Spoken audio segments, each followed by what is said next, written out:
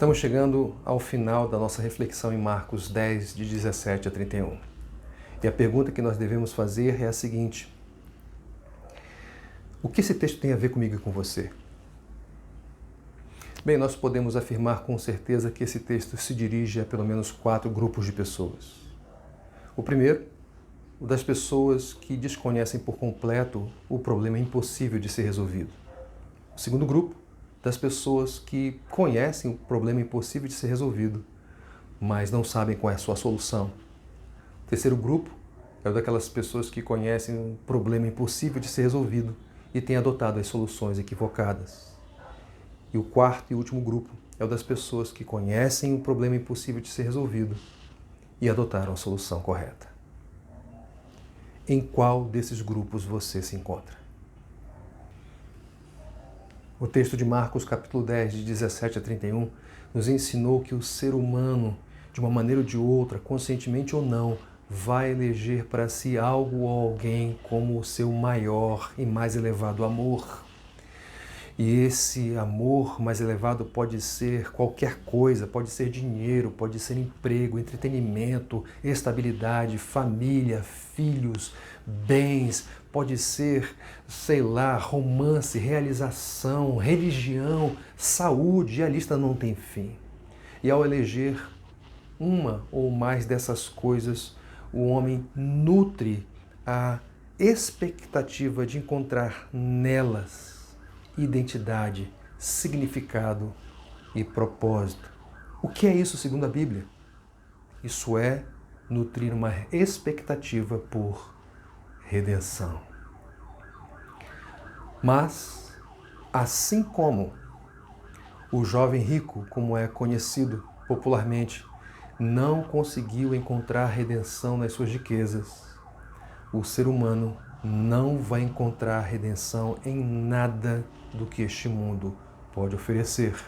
Ou seja, temos diante de nós um problema insolúvel. É impossível receber a vida eterna.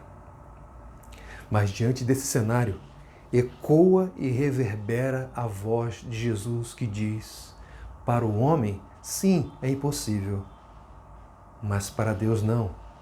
Todas as coisas são possíveis para Deus. Todas as coisas são possíveis para Deus. Sabe o que isso significa?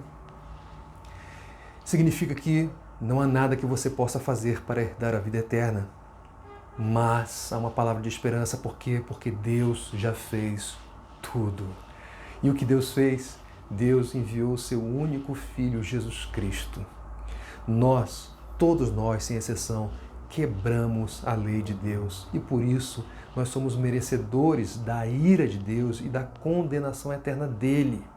Mas Deus é tão rico, tão pródigo, tão transbordante em amor, graça e misericórdia, que enviou o seu Filho Jesus Cristo para receber o castigo que nós merecíamos, porque fomos nós que pecamos. Deus enviou o seu Filho que cumpriu toda a lei, agradou ao Senhor e se voluntariou para ser sacrificado na cruz em nosso lugar, perdoando os nossos pecados ali. Jesus morre, mas ao terceiro dia ele ressuscita dos mortos, dando todas as evidências de que o plano de Deus foi cumprido. Tudo foi feito. Tudo. Agora só falta uma coisa. Não da parte de Deus, mas da nossa parte. E o que falta? Lembram da palavra de Deus? Lembram da palavra de Jesus? Venha e siga-me. O que falta da nossa parte é aceitar o convite de Jesus para que vamos a Ele e o sigamos em exclusividade, sem reservas, sem impedimentos, de todo o coração. Crendo e depositando toda a nossa confiança nele, nos arrependendo dos nossos pecados, reconhecendo que nós somos pecadores e precisamos da graça de Deus para sermos beneficiados com essa bendita salvação. Portanto, se você faz parte do grupo das pessoas que desconhecem por completo o problema insolúvel, ou se você faz parte do grupo das pessoas que conhecem o problema impossível de ser resolvido, mas não sabe o que fazer. Ou se você faz parte do terceiro grupo daquelas pessoas que conhecem o problema insolúvel e que estão adotando soluções equivocadas. A palavra de Deus, e particularmente aqui Marcos capítulo 10, de 17 a 31, lhe dá a seguinte orientação: o que você deve fazer é crer, é confiar exclusivamente no Senhor e Salvador certo, aquele que é o único que deve ser o seu mais elevado amor, em quem de fato você vai encontrar significado, vai encontrar identidade e propósito. Creia em Jesus como seu Senhor e seu Salvador e faça isso já, não deixe para depois. Agora há um quarto grupo de pessoas para o qual este texto também se dirige, que é aquelas pessoas que sabem do problema impossível de ser resolvido e que adotaram a solução certa, ou seja, das pessoas que creram em Jesus. O que este texto ensina e orienta a essas pessoas?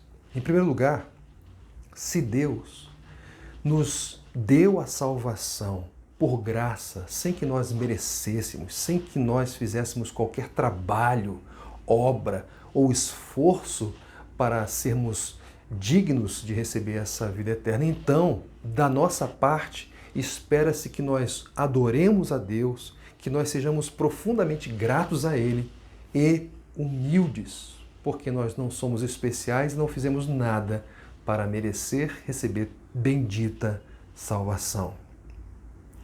Em segundo lugar, se Deus já resolveu o problema mais fundamental, mais grave e impossível de ser resolvido em nosso favor, isso significa que nós não precisamos ficar ansiosos, preocupados com os outros problemas.